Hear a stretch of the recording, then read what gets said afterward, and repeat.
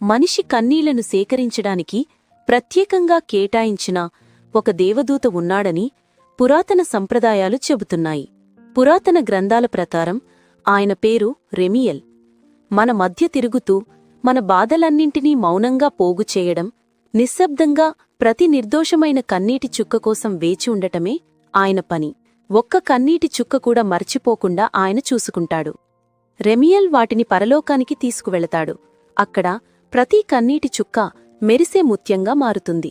అది దేవుని సింహాసనం ముందు ఎప్పటికీ ప్రకాశిస్తూ ఉంటుంది. ఈ ముత్యాలు కేవలం అలంకరణలు మాత్రమే కాదు, అవి సాక్ష్యాలు. ప్రతి ముత్యం నొప్పి, అన్యాయం మరియు త్యాగం యొక్క కథను కడిగి ఉంటుంది. దేవుడు ఏదైనా తీర్పు చెప్పే ముందుగా ఈ ముత్యాల వైపు చూస్తాడు. ప్రతి కన్నీటి వెనుక ఉన్న ఆత్మను పరిశీలిస్తాడు.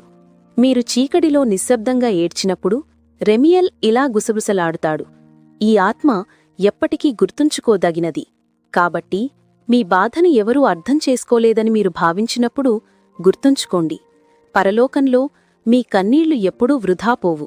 అవి నిత్యమైన కాంతిగా మారి మీ స్థిరమైన బలానికి మరియు తిరుగులేని విశ్వాసానికి సాక్ష్యంగా నిలుస్తాయి.